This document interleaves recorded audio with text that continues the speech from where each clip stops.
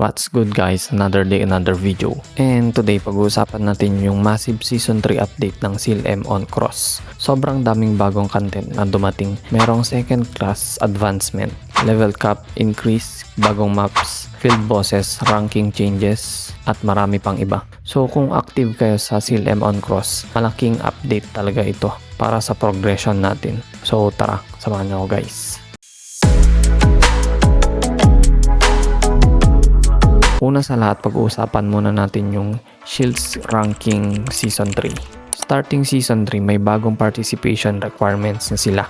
Hindi ka na pwede sumali sa ranking kapag below level 40 yung character mo. Basically, ginagawa nila to para maiwasan yung abuse at maging mas fair yung competition sa rankings. So, kapag level 40 ka, pababa ka, hindi ka na makaka-earn ng Shields ranking points at hindi ka rin counted sa rankings. Pero sabi nila posible daw na makita mo pa rin yung visual effect kapag nakakuha ka ng Shields points yung lower level characters at maaayos daw yun sa May 21 maintenance. Then officially tapos na rin yung Season 2 ngayong May 14 at agad nagsimula yung Season 3 after update. Ngayon, ito yung exciting part, yung rewards. Yung rank 1 makakukuha ng 1 million Shields crystals. Rank 2 naman 500k. Rank 3 is 200k. Tapos hanggang top 100 may rewards pa rin. Grabe din yung rewards dito lalo na sa competitive players. Next update naman, ito na yata yung pinaka-inaabangan ng marami. Second class advancement. Finally, available na siya sa CLM on Cross. Kapag umabot ka ng level 100, pwede mo nang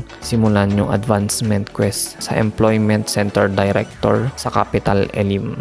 At ito yung mga magiging bagong classes. Warrior, magiging Sword Saint. Knight, magiging Paladin. Mage, magiging Chiromancer. Cleric, magiging Inquisitor. Torment, magiging Chef. Jester, magiging Assassin. Hunter, magiging Archer.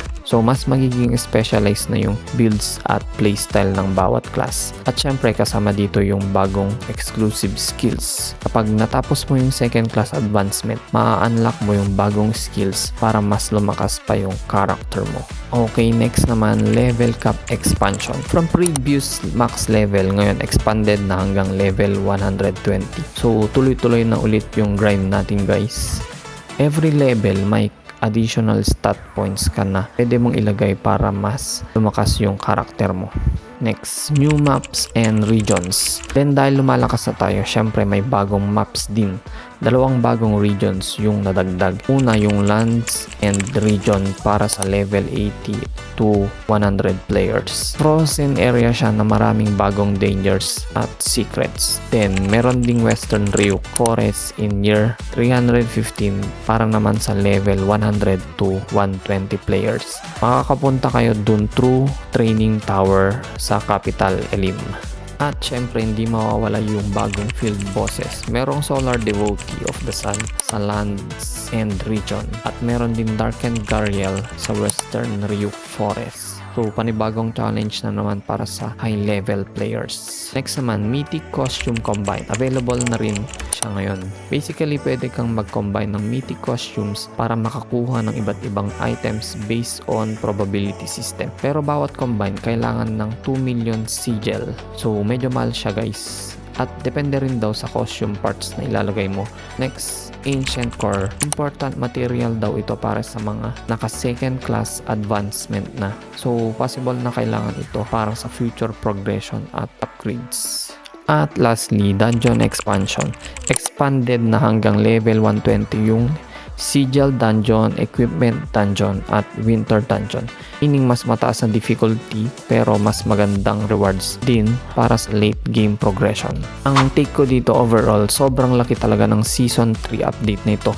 Mas maraming grind, mas maraming progression at mas maraming endgame content para sa players. Kayo guys, anong pinaka-excited kayo dito sa update?